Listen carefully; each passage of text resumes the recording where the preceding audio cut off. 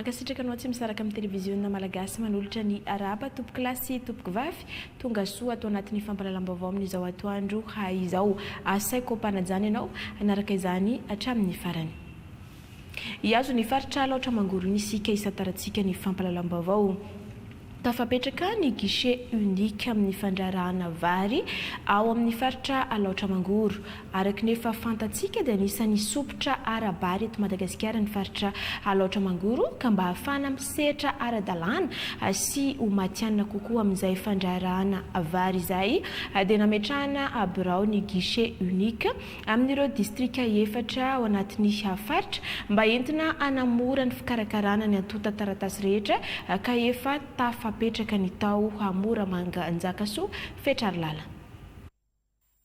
Antony iray lehibe mamparisarisa ireo mpandrara arabary amin'ny fidirana amin'ny sehatry ny ara-dalàna sy matianina ny fahasarotana amin'ny fikarakarana ny antota taratasy sy ny fotoana lany amin'izany. Ho an'ny faritra laotra mangoro dia ezaka nataon'izy ireo ny fanakakaizana ireo mpandrara ka nisy ny fametrahana ny guichet unique anomezana ny karatra mamatianina ireo mpandrara vary na ny karta CIB CR izay amin'ny toerana iray avokoa nanaovana izany ialana mivezivezena ary vita eo ny eo. Dia io karta io zany nampanatonina misy aty amin'ny district ny tanjona rehefa niresahako teo dia hoe mba ho ara-dalàna daholo ny olona rehetra misehatra amin'ny lafin'ny arabary ary tsy vita ny ara-dalàna ihany fa mba ho angona misy karazana base de données hipetrapetraka amin'izay zany manomboka eto na ho an'ny fanjakana foibe mihitsy azahoana fea n'ilay resaka circulation na vary eto laotra mangoro. Antso miatefa amin'ireo mpandrara iroso amin'ny mamatianina amin'ny fandrarana arabary ny faritra laotra mangoro izay ny antsoina ireo mpandrara rehetra manerina ny nosy ho avy indrindra amin'izao taom-piotazana 2024 izao. Ka napetraka izy ity zany raha ny tanjona dia mba ho tonga ny mpanangom-bokatra ho tonga be lehibe tonga maraina dia ny hariva izy zany efa afaka isehatra amin'ilay fanangonam-bary dia mbola mamerina foana ny antso izay efa natao ambenimbeny ho an'ny mpanangom-bokatra rehetra eto Madagasikara mba ho tonga aty amin'ny faritra laotra mangoro satria dia araka izao hita maso izao efa mizototsika amin'izay fanatsarana sy fanamorana ny asantsika izay. Azo tombotsoa amin'izao fandrarana vary izao avokoa ireo vondrom-bahoaka hitsinjara-pahefana ka nisy ny ezaka fampidinana ny ristourna ahafahany mpandrara misehatra. Raha 700 ariary izay teo aloha ho an'ny akotry dia nampidinina ho 50 ariary ka ny tsinjara toy izao ny 30 ariary ho an'ny faritra ary 20 ariary ho an'ny commune ho an'ny vary fotsy sy ny apombo ihany koa dia nahitana an'izay fidinana izay raha 50 izy teo aloha dia ankehitriny nampidinina ho 30 ariary ka mitsinjara ho 50 ariary avy ho an'ny faritra sy ny commune. Nosokafana tamin'ny fomba ofisialy teto Moramanga ny fametrahana ny birao guichet unique azona karatra mamatianina izay fantatra fa ahatra ray volana ny fisokafany eo amin'ny birao ny distrika ny Moramanga. Raha izay ny tao Moramanga dia anisan'ny politika ny fitondram-panjakana ankehitriny ny fahaleovan-tena ara-tsakafo indrindra fa ny fanatsarana ny tontolo ambanivohitra ka ho fanatrarana izay tanjona izay dia miara-miasa ny fanjakana sy ireo sehatra tsy miankina indrindra fa ny mpamatsy vola noho izany dia notokanana ny collège agricole atao tsara hafatra mananjary ho pirofo falaharam-pamehana ny fambolena Anjaratiana Valérien Laurencin Razafindratsity. Mametraka ny lanja ny tontolo ambanivohitra sy ny sehatra tsy miankina ny fitondrana fanavoazana ankehitriny. Porofon'izany ny fanatrehany sekretera jeneraly ny ministeran'ny fambolena sy ny fahaleovan-tena ara-sakafo ny fitokanana sy fandraisana ny collège agricole eto Tsarafatra ity. Tsy fanatrehana fotsiny ihany anefa fa anjara asan'ny ministerany manampy amin'ny fanamorana ny fifandraisan'ny sehatra tsy miankina sy ny fanjakana. Misy anjara toerana lehibe eo anivon'ny fitondrana ankehitriny ny fanavoazana ny Repoblikan'i Madagasikara ny tontolo ambanivohitra ary izay indrindra no nahatonga ny ministera mandray anjara eo amin'izay fotoana ty androany ity miaraka amin'ireo mpiara-miombona antoka miaraka ihany koa amin'ireo tompona andraikitra isatsokaziny avy ny toana hoentin'ny ministera manampy na manome tolotanana ny sehatra tsy miankina voalohany aloha dia ny fanamorana ny fiara-miasa eo anivon'ny sehatra tsy miankina sy ny fitondram-panjakana fa anisany anankiray fomba hoentina ihany koa manampy ny sehatra tsy miankina dia ny fahafahany sehatra tsy miankina mitondra izay hevitra tiany ho atao miainga avy aminy ary toanany ministra.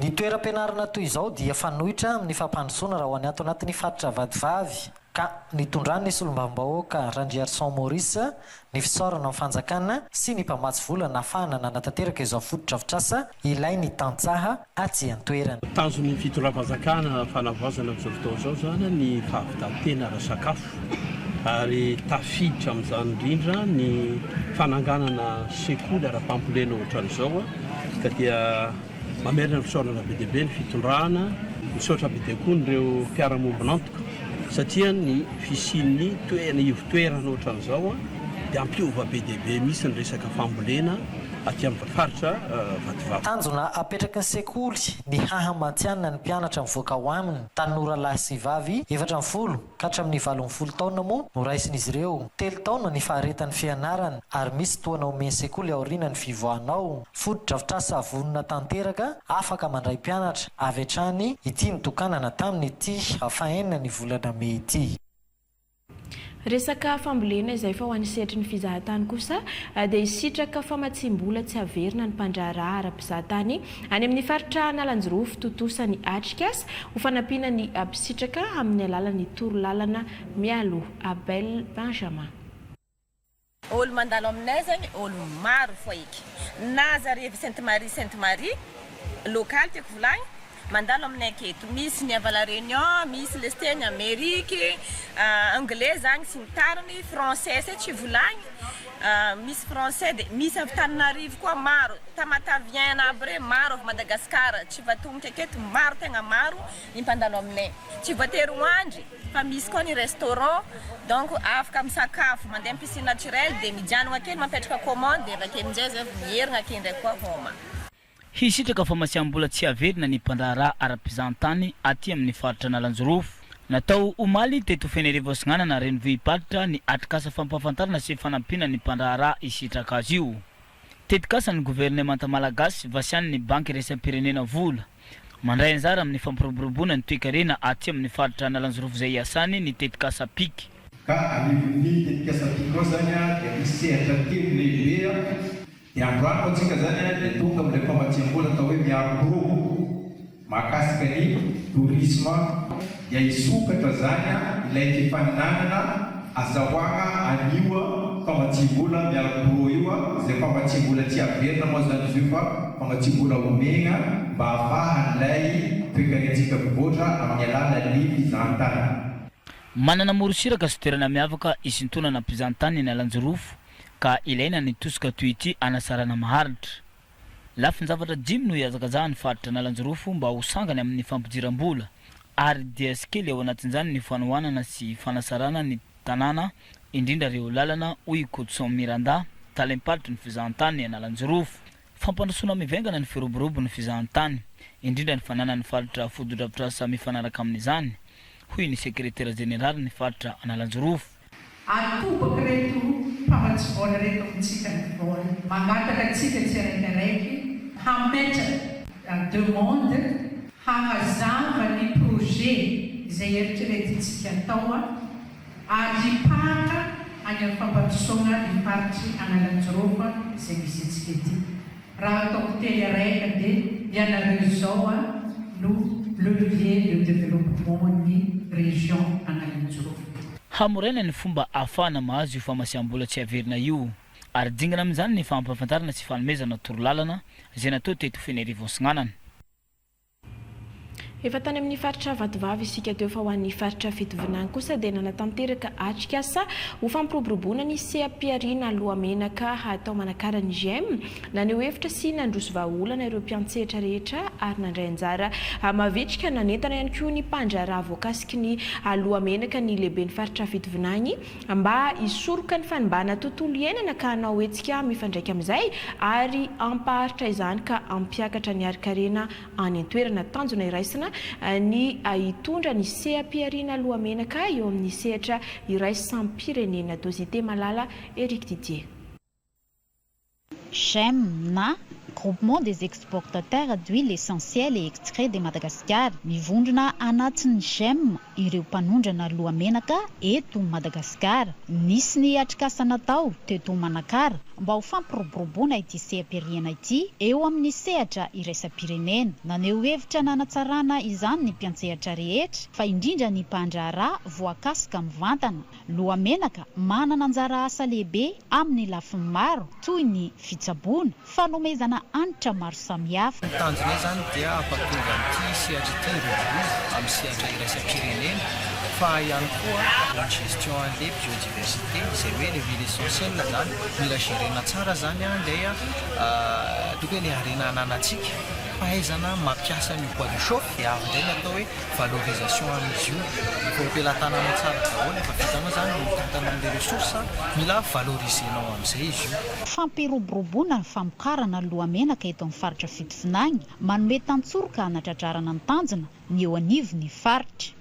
Mavitrika dia mavitrika ny mpandray anjara ary hita hoe mivelatra ary misandrahaka lay fitrandrahana zay lohamenaka zay amin'izao fotoana zao ary inona sy antenaina fa hitondra aingavao hitondra fanatsarana ny arikarena ato anatin'ny faritra fitovinany dia zay no mahatonga anay mijoro ary manome tantsoroka sy miaraka miompona ao anatin'ny fitadiavam-baolana ho fanatsarana an'izay lalam-piariana zay.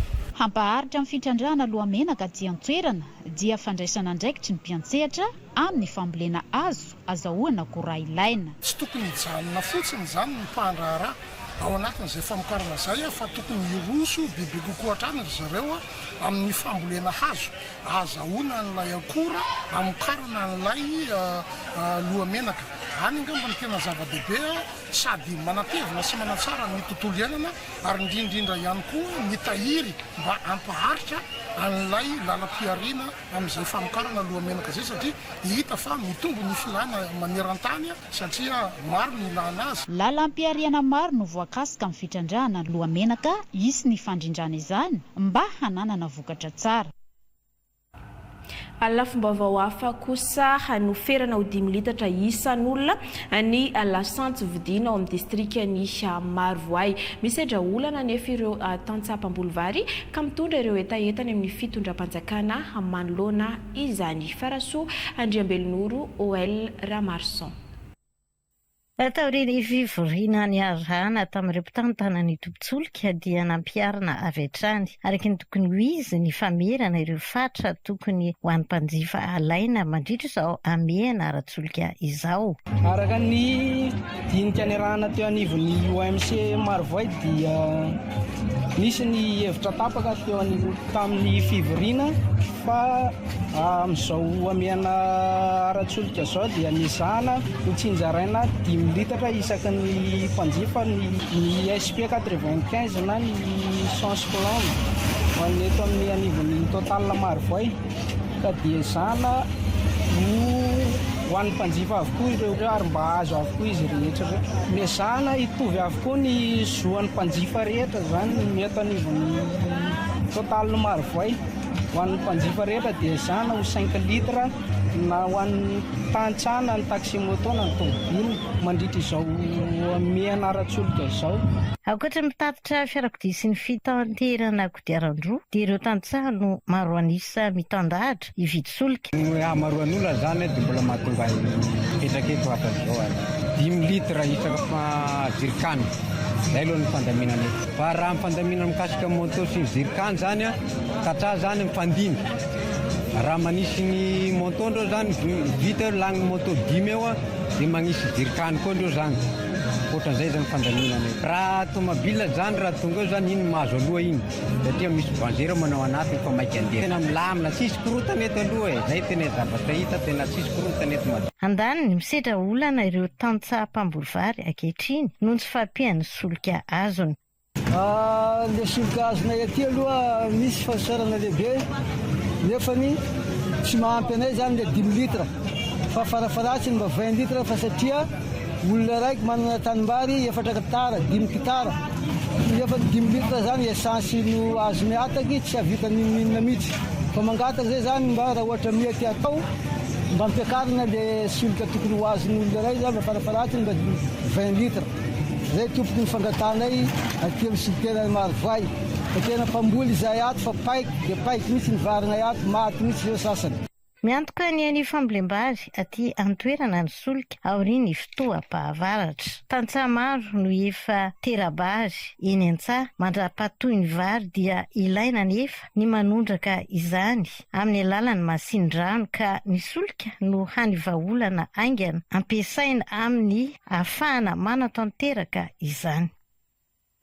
Ikisaka ao Port Berger indray aloha isika commune 2.10 amin'ireo 20 amin'ny district'ny Port Berger no tsy misitraka mihitsy ny tombotsoa azo amin'ny volany siady noho ny tsy fitovy-kevitra eo amin'ny samy mpanao politika any an-toerana andanin'ireo ben'ny tanàna hain'ireo commune 2.10 ireo ankilany kosa ny solombavambahoaka voafidy tao amin'ny districtny Port Berger voakasika izany ny commune Andranomeva ka anaovany ben'ny tanàna Antsoavo amin'ireo mpitondra Maefa Aurelia Rafringa Randriamanalina. Volam-bahoaka tokony hositrahin'ny distrika tsirairay sy ny commune ao aminy hitondrana fampandrosoana ny volany siady tsy misitraka n'izany anefa ny commune 2.10 ao amin'ny distrika ny Port Berger anisan'izany ny commune Andranomeva. Ny Port Berger moa zany ohatrany misy fanavakavana zany manoloana ny fampiasana sy fitsinjarana an'io materiel zay tokony ndesina ampandrosoana amin'ny distrika io.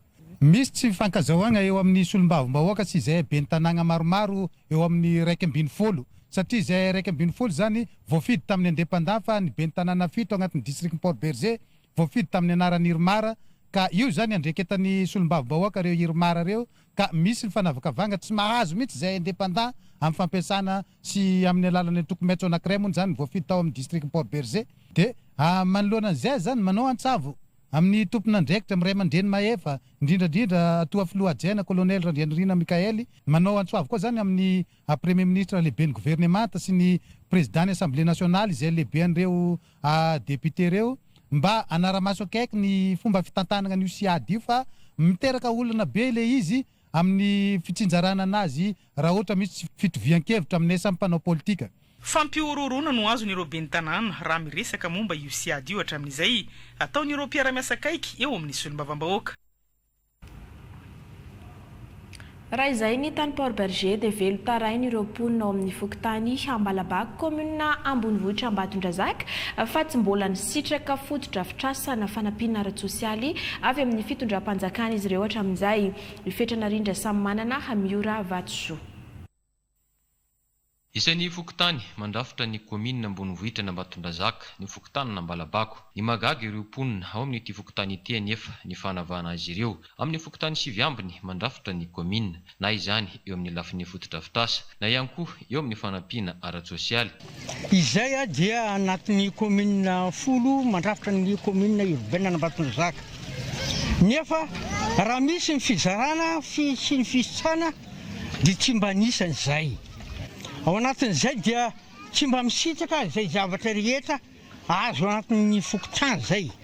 Ary io mampalelonay ny hoe inona mba miangavy ho an'ny fitondram-panjakana Maefa izay eto amin'ny fokontany fa tsy dia mba tafiditra ao anatin'izany fisitrana zavatra zany. Eo ihany koa zany ty fokontany ty fokontany tena mahavita zavatra. Nefany tsisy zavatra mihitsy zany mandeha eto hoe na fizarana zavatra ara tsisy. Izay eto Ambalabako dia tsy mba mahazo fankasitrahana mihitsy satria tsy haiko tsy anatin'ny commune urbaine angavan'izay. Misy fandraisan'ny olona valo alina sy roa eto eto Ambalabako zéro tsisy. Misy fizarana ohatra hoe zesika dia tsongasongavina eto Ambalabako. Fa zay sao dia tsy tokony anatin'ny commune urbaine Ambatondrazaka sao dia tokony verina suburbaine zay amin'izao. Fa malahelo zay satria ny antony mampanelo anay dia van'ny fidirana amin'ny urbaine Ambatondrazaka zay eto Ambalabako nefa tsy mahazo ninninina. Plus n'izany zay eto Ambalabako raha misy asa atao na misy inona atao dia vonona foana zay eto Ambalabako manao zavatra nefa rehefa misy mifankasitrahana misy zavatra tombotsoa azo zay eto Ambalabako tsy mahazo na dia kely ary dia malahelo zay eto Ambalabako.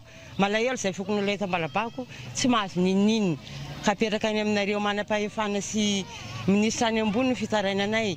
Toy ireo fokontany rehetra liana amin'ny fampandrosoana moa ny fokontany Ambalabako ka izay no isan'ny anaovan'izy ireo izao fitarainana izao.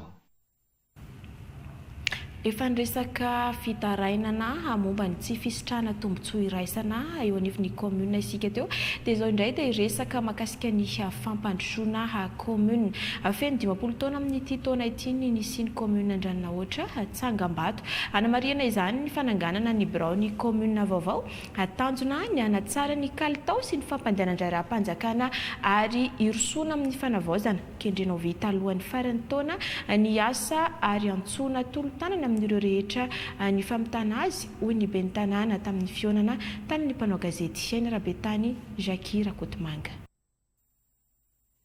Miroso amin'ny fanatsarana tanteraka ny fotodrafitra sahiasany ny commune Andraninaohatra mba hanamariana ny 20 taona nisiny sy hanatsarana ny kalitao sy ny tolotra raha amin'ny fitantanana raha-panjakana ary hietrena ny fanavaozana. Efa mizotra ny asa amin'ny fananganana birao vaovao ny commune hoy ny ben'ny tanàna ary atsona tolotanana amin'ireo mpiara-mombonantoka sy tompona andraikitra samihafa ny famitana azy. 1976 nitsangana ny commune Andraninaohatra dia amin'ity taona ity izy ny feno 20 taona. Zianto 20 taona izay indrindra no nanaovana Tsangambato ho fanamboarana ny birao commune izay entinay ho an'ny vahoaka ny commune Andraninaohatra entsy Andraninaohatra irery fa amin'ny mampivoany an'ilay commune dia misy commune maromaro manodidina hatrany Antananarivo tonga amin'ny zarotan'ny commune Andraninaohatra dia izay mba hoe anome kalitao tsara ho an'ny olona zany ny tanjonay. Nay ny tomba midin'izy io dia eo amin'ny 2 milliards eo fa mety iotry noho n'le farafarantsika n'le fiakarany vidin'entana dia mety iotry ny atsasak'izay zany no vita zao. Io zany no entanay angatahanay fanampiana amin'ny olona izay maheno rehetra amin'ny matolo-tanana azy dia tsy mandray vola fa tena fitaovana angatahana amin'ilay olona fa kosa ny anjara tanana ny anjara biriky ny commune Andraninaohatra dia le main d'œuvre dia izay zany andomba ravarana eny anivony enina maheno an'izao raha ministra amin'izao fotoana izao ny PRRM moa maninona mba angataka fionana efa misy toerana angatahany fionana angataka fionana mba anamboarana an'ity birao commune satria ezana evo tena vitaina amin'ny mois de septembre izy io ary tokanana mois d'octobre. Raha ohatra ka tonga ara-potoana le fitaovana dia na mois de juillet ary dia vita. Fotodrafitra asa mahafeno ny fenitra no ajoreto hoy ny tompona andraikitra. Ny salle be anankiray dia misy efitra anankiefatra dia salle de mariage. Any ambony misy efitra efatra dia salle de réunion de Bronmer. Zay no efitra ao anatin'io satria étage iray izy io. Iray amin'ireo commune fito mandrafitra ny commune Tosinimo i Andraninaohatra misy ponina fito alina misy andrahaka amin'ny fokotany fito sy velaran-tany 4.5 kilometatra tsy mivatomandry. Jiro misa 10 avy amin'ny olona malala-tanana no azon'ny commune Ambonivohitra Ambositra entina nampiana ny fanazavana ny tanàna mba hisi ny fandripa lemana Rakotovao Théophile. Manao izao hoafany amin'ny fampandrosoana ny commune Ambonivohitra Ambositra ny ben'ny tanàna ankehitriny. Vaindohan-draharaha ho azy ny lafin'ny fanabeazana, ny fahasalamana ary ny fandriampahalemana. Ka jiro mazava-be miisa 10 no azo tamin'ny olona malala-tanana entina nazavana ny tanàna Ambositra mba hisiany ny fandriampahalemana ka ahafahany vahoaka milamina amin'ny fiainana andavanandro. Nisy ireo asa vita tamin'ny taondasa. Raha mikasika ny fampianarana zany dia ny rahantsika mahita fa vizaka daholo ny ankabezany sekoly teto Ambositra. Misy morava misy arany sasany. Dia ny zavatra natao zany rehefa nifidian'ny vahoaka teto Ambositra dia mijery izay fomba hanatsarana an'ireny sekoly ireny satria any ny zana-bahoaka, any ny zanaky ny olona sahirana ny mianatra. Raha ohatra zany ny bangolona dia tsy nisy ny angarana zany ny fokotany tato anatin'ny Ambositra renivohitra amin'izay fanatsarana zay tsy nitanjona dia mba hoe afaka mianatra tsara ny zana-bahoaka, afaka mampianatra tsara amin'ny mpampianatra mba tsy mitete ny sekoly ary mba mahafinaritra ny mijery azy. Faharoa dia ny fahasalamana andalovan'ny peste foana Ambositra. Ary tsy mandalo fotsiny ny peste fa mamono mihitsy. Nisy maty tamin'ny 2025, 24-25, nisy maty tamin'ny 2026. Ny ena aloha zany nisany raha amin'ny taha tamin'ny 2025 inona nataontsika inona dia nividy an'ireny le vovo be dia be amanjato an'ireny andalo tany amintsika tany fokotany tany isamborana ny voalavo sy amonina ny voalavo sy ny parasy miaraka. Eto zany dia isorantsika ny fanjakana tamin'ny 2025 satria mba nanampy izy tao amin'ny vovo 20 angamba ahafahana miady amin'izay peste zay ary ady mito zany io fa ny tanjontsika dia hoe Ambositra tsy misy peste sony ny tanjona mba raha batapitra ny mandany ben'ny tanàna zany amin'ny afaka 3 taona mahery any.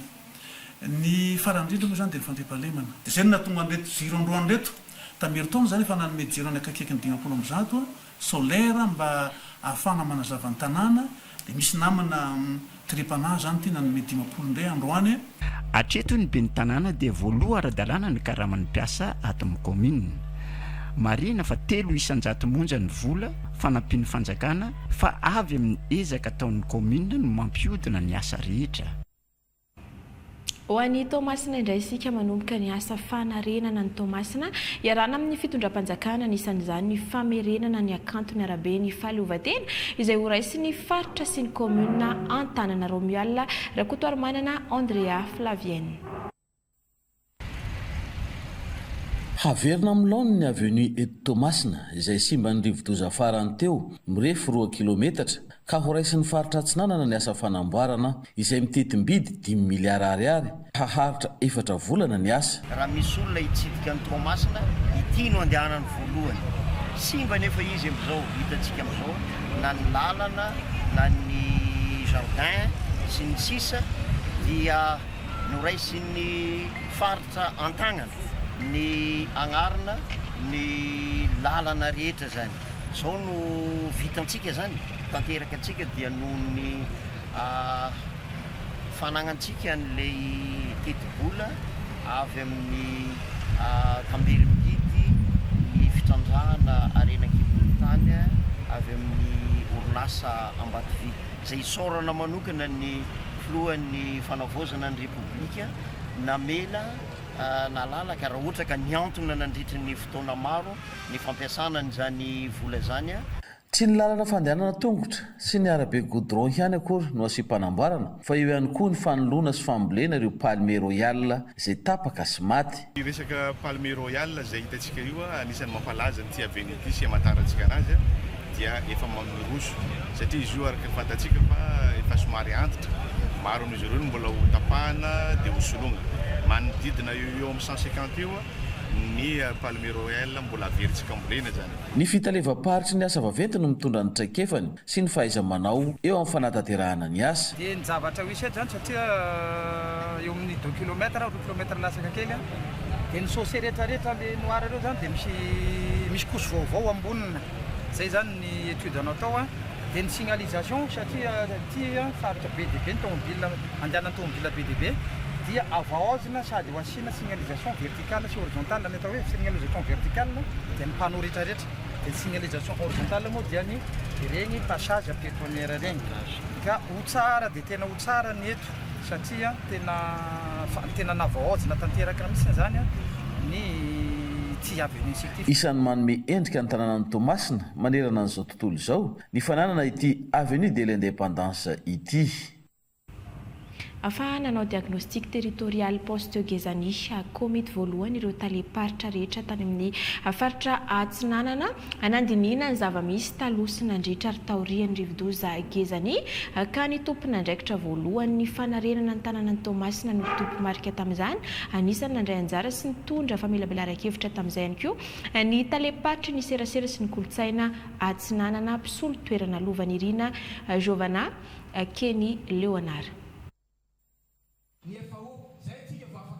Zava-baovao noentin'ny UCRT navondrona hampandrindra ny asa fanarenana ny Tomasina ny fanomezana sehatra n'ireo fitalevam-paritra tsirairay mba hifampizarana vaovao sy traikefa tamin'ny fahasimbana nateraky ny rivo-doza Gezani indrindra fa niviana am-panarenana. Tanterahana nanomboka tamin'ny herinandro lasa teo ary mbola mitohy ny tatitry ny fitalevam-paritra tsirairay. Mila mijery lavitsika hoe Tomasina manahoana afaka 10 taona sy afaka 10 taona. Zay natonga le vision mipetraka hoe mponina miaino anatin'ny tontolo anankiray voaro afaka miatrika ny loza voajanahary dia nataontsika ny reconstruction voalohany natiray volana sy tapany niditra amin'ny phase na relèvement tao anatin'ny manomboka tamin'ny mars ka hatramin'ny septembre fa anatin'izany tsika dia mijery le phase fahatelo sady farany dia ny fanerenana na reconstruction. Tsy maintsy misy drafitra anarenana reconstruction fa tsy azo atao anjambany reconstruction. Zay natonga le diagnostic territorial ho an'ny fitalevam-paritry ny serasera sy ny kolotsaina dia niezaka nanao ny fampitam-baovao sy famoronana fandaharana isan-karazany indrindra ny teo anivon'ny radio pirenena sy miankina toy ny radio université Toamasina ho an'ny vahoaka makasika ny fiatrehana ny takaitra navelany gezany. Asaina izahay mizara sy manazava hoe inona moa no antom-pisin'ny fitalehavana na sampanaraha misy anay.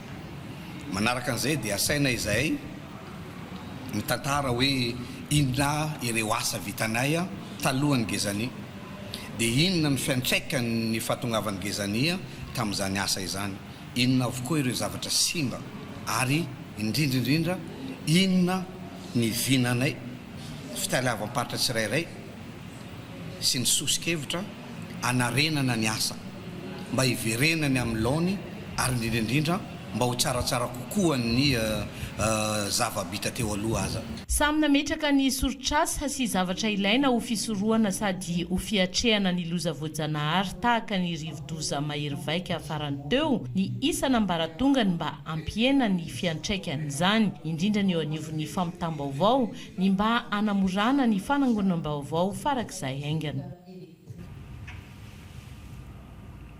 Ambola mitoetra ny hetsika fisorotana anarana biometrika mavitrika ny mponina ny ambalavao izay mahatsapa ny mazava-dehibe azy io ka efa mahery ny 2,4 ireo vita fisorotana anarana biometrika atao anatin'ny 2 volana tonga nanentana sy nampafantatra ny tombontsoa amin'izay fisorotana anarana biometrika izay kosa ny avy eo amin'ny Prodig Johnson Landriamiadza. Mizotra ao anatin'ny fahavitriana ny fisoratana anarana biometrika atao amin'ny distrika n'Ambalavao tseny Paris. Olona 5,420 no vita fisoratana tao anatin'ny 2 volana. 7,720 sy 1 alina amin'izy ireo no lehilahy, raha 7,720 sy 1 alina ny vehivavy. Zahay efa nanomboka tamin'ny Valovelo niezaka nampandeha ny environnement ary le olona koa mavitrika ka noho izay hoe miara-misalahy na izahay ty solotena mpanjakana ny fobe dia tatitra ny atao izany hoe mampandeha ny asa dia atrarina izay tanjo sy voatra. Ho any eto amin'ny commune urbaine n'Ambalavao manokana dia misy toerana 3 anatanterana ny fisoratana anarana manodidina ny 50 ka hatramin'ny 80 isan'andro ireo vita fisoratana ho an'ny sita iray toy ny eto amin'ny efitrano malalaky ny distrika. Mataraiky anazy eto amin'le resaka empreinte n'olona no mataraiky anazy satria indray le empreinte sarotra haza be zany le izy. Iny le ataonareo rehefa somary sarotra le izy. Rehefa somary sarotra le izy indray mampanasa tanana le olona aloha hitadiavana tsara n'le empreinte-ny dia na mifana amin'ny chiffon rehetra aloha ny tanana. Manatanteraka ny fandrindrana ny asa ny eo anivon'ny distrika izay misandrahaka amina commune 5,20 aty an-toerana manana fokontany 5,20 sy ferana n'ilay olona izay tonga eo atao hoe indray mitretina 70 ny performance le fitaovana dia raha misosa tsara ny asa dia mahita ambony izay mahita 50 mahita 80 ny fotoana rehefa tafiditra vahatolo satria tena miakina amin'ilay olona enrôlena koa mora atao aby mikasika anazy ereri sy ny empreinte digitale moramora ny azonazy dia misosa le asa zany. Tonga ny haona tamin'ireo tompon'andraikitra isan'ny sehatra teto Ambalavao ny avy amin'ny Prodigy, ny avy amin'ny ministera ny ati-tany sy ny fitsenjaram-pahefahana, niaraka tamin'ny ministera ny fampiroboroboana ny nomerika nampahafantatra ary nanazava ny mahazava-dehibe azy ity hampitomboana hatrany ny fandraisana anjaran'ny olona amin'ny fisoratana anarana biometrika. Namporisina teto fa mila samitoroka ny tsirairay raha mahita trangana herisetra amin'ny fisoratana anarana biometrika. Tokony soratra mba ahafantarany momba azy sy ahafahany misika ohatra misy zava-atao raha amin'ny fanjakana indrindra amin'ny fokotany tapona ohatra misy entanina zany mba hanyoratra anarana fa tsy kamokamo sasany ohatry lavao iasa misy zany tena entanina.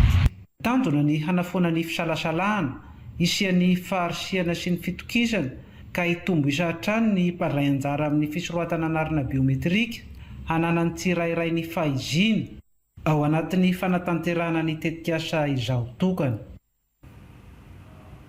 Olona 10 isan'andro kosa no mandeha mamonjy ny toeram-pisoratana anarana ho an'ny fanavaozana angon-drakotra nomerika ho an'ny renivohitry ny faritra Mahatsiatra Ambony Enjatosyarivo. Ny olona tao amin'ny distrikany Vohibato izay manome ny ta 700 isanjato raha ny fanazavana nandritra ny février STD fanao isam-bolana ary Rajaona Arson. Tombotsoa iray goavana amin'ny fanatanterana fiatananarana biometrika ny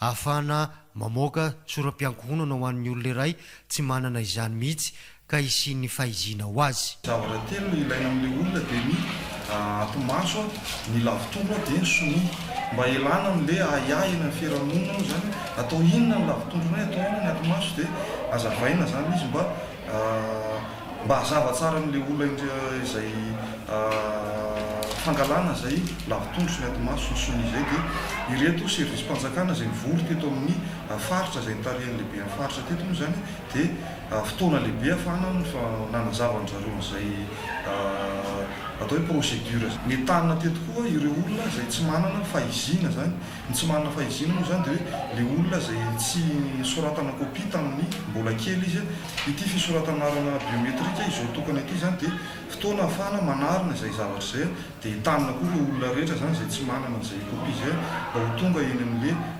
fisoratanarana biometrika satria eo ihany izy dia vita eo daholo tsy mila hoe vezivezy mankany amin'ny tribonaly any commune fa misoratra izy dia miandryandry eo amin'ny ray volana eo dia voaka ny kopia zany. Raha ho an'ny fianaratsorenivohitra dia 50 olona isan'andro amin'ny toeram-pisoratananarana 7 no mahavita eo fanaovaozana ny angon-drakotra nomerika raha 130 isan'andro ho an'ny distrikany Vohibato manome 700 isanjaton'ny mponina ao amin'ny distrika.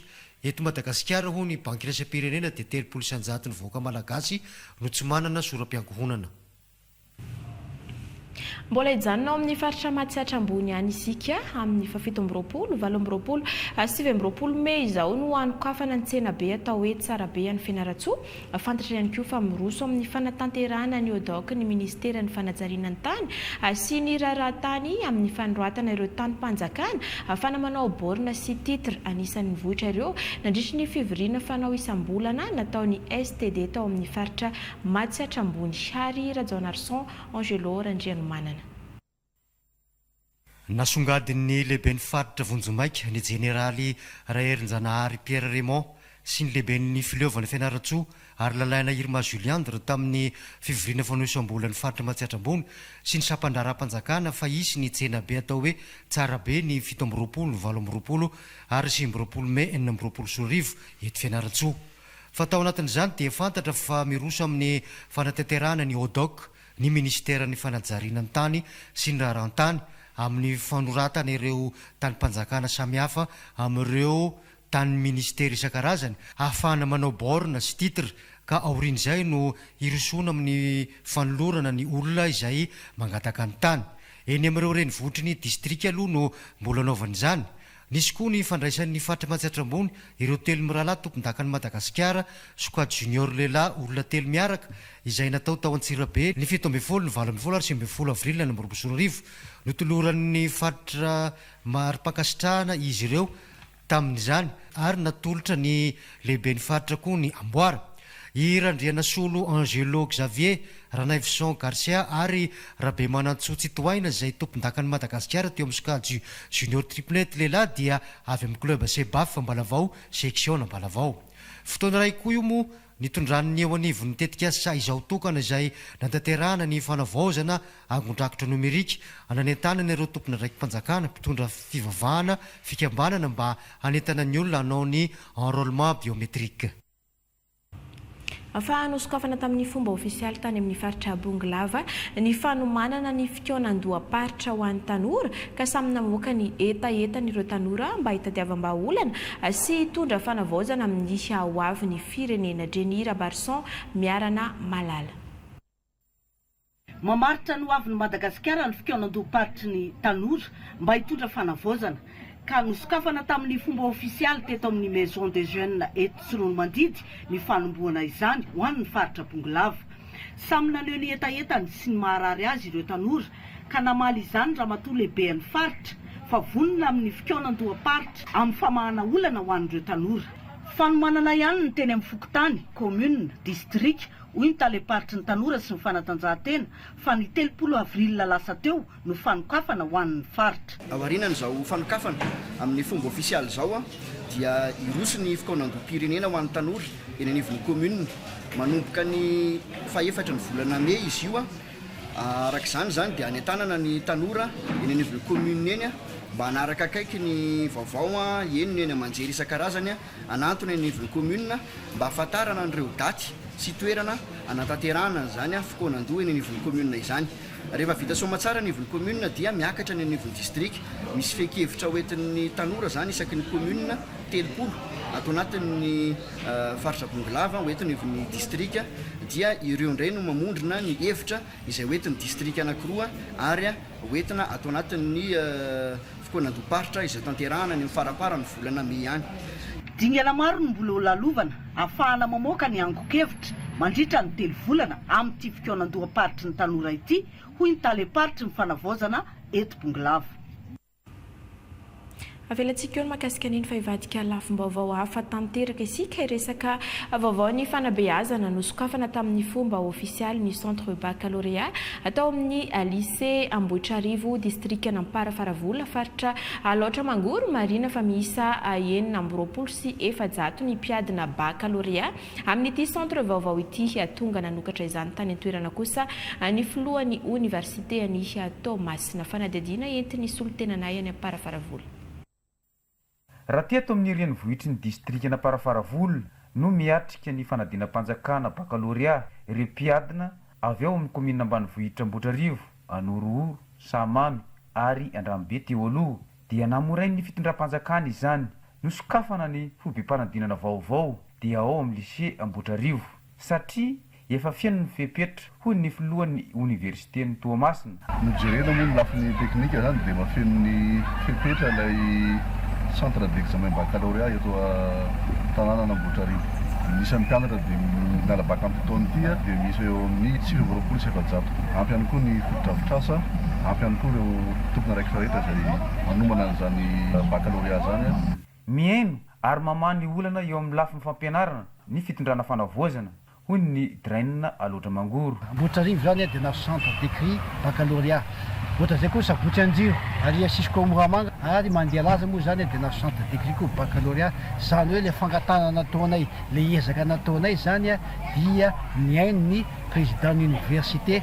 Afa-pasirana ry ray aman-dreny mpianatra manomboka izao. Afa-pasirana ry ray aman-dreny ary dia mirary sosony tsara ho an'ireo zanatsika ireo zahay mba avita soa fianarana izay marina fa ampitaona aty ihany dia efa manomboka ny fanomboana izany fampiasana izany centre baccalauréat.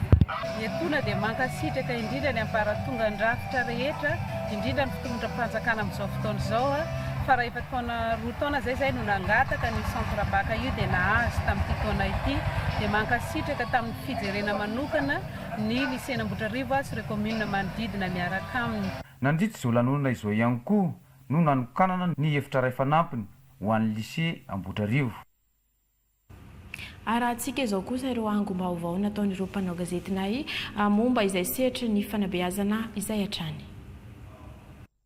Zaka teo amin'ny ray aman-dren'ny mpianatra, ny fanjakana ary ny mpiara-mombonanto no nampivoatra ny lycée Ambalakely. Raha 17 ny mpianatra teto tamin'ny 5 izay noforonana efa mahatratra 707 izany amin'izao fa 10 taonany izao. Ny université ny Fianaratsoa amin'ny alalan'ny sampana misy ao aminy toy ny ENS na ny École Normale Supérieure sy ny Confucius dia mikaroka hatrany ny fampivoarana ny sehatry ny fanabeazana eto Madagasikara ka isan'izany ny fahitana fa tokony ampidirina amin'ny fandaharam-pianarana ny teny Sinoa. Tsangambato ho amin'izao fa 10 taona izao ny fanamboarana ny terrain de basket ny lycée ka nanolotra simenitra 10 gony ny solombavombahoaka voafidy tao lalangina ho anjara brique amin'ny fanorenana. Le plastique ne disparaît pas. Il entre dans notre chaîne alimentaire. C'est pour ça qu'il faut arrêter d'en produire et de le jeter partout. Donc, nous devrons agir aussi, même si les tortues essaient d'en débarrasser. ino no santionany amin'ilay fifaninanana nantsoina hoe le petit colibri nandraisan'ny sekoly sy ny fikambanana samihafa anjara. Fifaninanana no karakarain'ny kaominina tany fotsy hisariana andrehetra mba hiaro ny tontolo iainana fa indrindra koa hamoazana sy hanetsiketsehana indray ny fiarah-miasa eo amin'ny tany fotsy sy ny kaomininy la possession atsy la réunion. Ny mpianatra avy ao amin'ny lycée catholique Sainte Thérèse moa no nahazo ny laharana voalohany tamin'izao hetsika izao. Merci la possession à la tao amin'ny komina Masobe distriktan'ny Vohibato no nanaovana mifampiraisana sy fianamben'ny sekoly tsy miankina Sunrise School manerana ny Madagasikara tafiditra indrindra amin'ny hetsika fanamariana ny 20 taona nijoroan'ny sekoly tao Masobe. Tonga navitrika tamin'ny fanamasahana sy fanamariana izany ny sekoly Rahavavy avy any Antananarivo, Ifanadina, Ambohimahamasina ary Talatanampano. Nandritry ny 4 andro fotoam-pankalazana natomboka tamin'ny lalao ara-panatanjahantena ny divakodrazana mampiavaka ny isam-paritra, ny fifaninanana hatsara-tarehy sy ny maro hafa.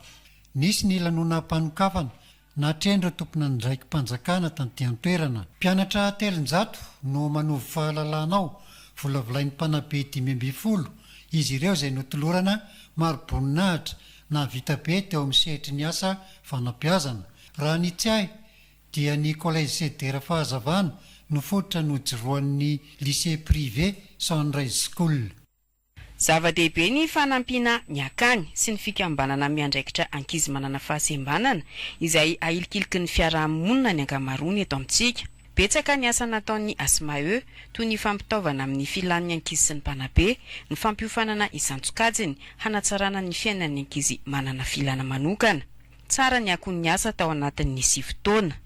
Dia tao anatin'izay no niresahana izy ireo ny fomba fandraisana ny ankizy be dia be ny aromaro lafo izy ireo ao anatin'izany satria ny ankizy tsy vita ny ampijirina mianatra fa tsy maintsy omena ny fampitaovana ny mpampianatra tsy maintsy omena ihany koa ny traikefa mifanaraka amin'izany fa tsy vita ny ao an-tsekoly ihany fa indrindrandrindra ny fiainana ivelan'izany ary tsy adinontsika ireo ankizy manana filana manokana ihany koa ao anatin'izay rehetrarehetra izay. Ny tena namafisina indrindra tao anatiny ity andiany ity resaka hoe fitombilonjony ny lasy ny vavy ary ihany koa ny lafiny fiarovana ny ankizy fa indrindra izay manodidina rehetra ny akany fibeazana. Niarana mola volany fitaovana tamin'ny akany niarany asa tamin'ny ASMAE. Ny zavatra tao hoe tsapa zany tao anatin'izay dia ny fiovalana isy tao anivon'ireo akany fibeazana ireo na rehetra izay 7 taona izay miovaova ihany koa ny olana ny evan'izy ireny ny fandraisana ny kalitaon'ny fandraisana amin'ireo ankizy ny fiarahana amin'ireo ray aman-dreny mba hahatonga zareo koa ndraindraikitra ny fiarahamonina ny fiarana amin'ny olon'antoka ihany koa amin'ny fanjakana sy ireo mpiatsihatra isan-tsokajiny. Dia ao anatin'izay raha 7 taona izy ireo dia ao anatin'izay 7 taona izay efa ataoko hoe afaka mandeha amin'izay izy ireo amin'ny herin'ny tena manokana mba hahafahan'izy ireo indray mivelatra ary misary izany manabe vola koa ny zavatra rehetra azo tao anatin'ny tetikasa. Nahazo fampiofanana ihany koa ny sekoly tamin'ny alalan'ny ministeran'ny fanabeazam-pirenena ny amin'ny fanabeazana mampiaty. Feno 5 taona ankehitriny ny école privée Le Niado aty amin'ny distrikan'ny Betafo. Izo no sekoly anisan'ny tranainy indrindra raha amin'ireo sekoly tsy miankina. Raha ny fifananana ara-panatanjahantena sy kolontsaina no mahazatra rehefa fankalazana fety-tsekoly tahaka izao, ny azy ireo kosa dia fikarakarana fifaninanana ara-panatanjahan-tsaina no karakarain'izy ireo. Ankizy amin'ny kilasy fahaenina, fahadimy ary fahaefatra moa no mandray anjara amin'ity fifananana olimpiady ity ka ny taranja fototra dia ny matematika, français ary ny connaissance générale no anadinana amin'izany. Ankoatr'izay, izy ihany koa ny fifananana ara-kolontsaina toy ny Miss Maman izay ho tanterahin'ny sekoly amin'izao fankalazana ny 5 taona ny orenany izao. Sehatra iray fampivoarana ny tanora amin'ny resaka ara-panatanjahantena sy ara-kolontsaina ny hetsika School Challenge andiany fahaefatra fanaony ny fikambanana mainty milaly eto Bongolava ka hetsika fifaninanana toy ny dia hira fanatanjahantena no ataon'ireo tanora. Ny voalohany volana May ka hatramin'ny 15 May no hanatanterahana izany ka atolotra amin'ny famaranan'io ny amboara ho an'izay mandresy amin'ny fifaninanana atao rehetra. Nisy ny tolo-tanana avy amin'ny lehibean'ny faritra entina nampiana ireo tanora amin'ny fikarakarana rehetra. ho fanabeazana ny ankizy mpianatra hanaja hatrany ny saim-pirenena malagasy fa indrindra ny fanajana ny fihetsika mandritry ny fananganan-tsaina dia niarana nangan-tsaina tamin'ny mpianatra ny lycée d'enseignement général Vangaindrano ny polisy pirenena nanentana ireo mpianatra ihany koa mba tsy ho voasarika amin'ny fifohana zava-mahadomelona Todsoa Patrick. Niarana nangatsaina tamin'ny mpianatra eto amin'ny lycée d'enseignement général Vangaindrano ny polisy pirenena napahafantatra ny fampiharana ilay didim-panjakana momba ny fihetsika atao mandritra ny hiram-pirenena sy nanentana ary nampatsiahy ny hanajana trano ny fananganan-tsaina izay mariky ny fiandriana pirenena malagasy. Mariky ny fitiavan-tanindrazana zany rehetra zany rehefa manangan-tsaina sy pirenena tsika zany dia ny atao miaramila ny anteny réglementaire tahakana izao ihany no manao salut jeriatrika fa ny civil rehetra zany dia izy manotsaka ny tanakavanana eo amin'ny fo zany hoe eto tambifiny fo somary eto kavieto zany amin'izay fotoana zay ny fampiarana misy amin'izao fotoana zao na iza na iza zany anangana sainam-pirenena tsika zao dia tonga dia ampiarina amin'izao dia zao zany izay fiovana misy amintsika izay. Nandritra ny fihoanan'ireo mpitandro filaminana tamin'ny mpianatra no nampitaka-afatra ho azy ireo ny tokony hitandremana hatrany eo amin'ny fitondran-tena mba tsy ho voarebirebin'olona amin'ny fandraisana sy fikasiana zava-mahadomelona. Ny mampisan'io asany dahalo rehetra io dia io resaka rongony io aby io. Misy vonola rie, rongona rie, eny amin'ny izy fahatola rie, io rongony io no mahatonga an'io. Tsika nga maheno zany aby eto. Ary dia fanentanana sahabo ilay zany rehefa hoe mandeha mirava mody dia azo mandeha amin'ireny lala mangina ireny nareo fa dia efa manahirina be izy amin'izao fotoana izao tsy kiva merina zay tsy mifidy zay na lahy na vavy. Hitohy amin'ny sekoly rehetra eto an-toerana izao hetsika fanentanana ataon'ny polisy pirenena izao mba ho fanajana ny faneva-pirenena malagasy. Topoklasy topokivavy tapitra ny oran'ny fampalalam-baovao tamin'izao atoandro izao ankasitrana ianao tany tokantrano nanaraka izany hatramin'ny farany ankasitrana ihany koa ireo ekipa rehetra niara-ny salata amin'ny fanatotosana ny fampalalam-baovao manome fotoananao amin'ny rampitso indray veloma.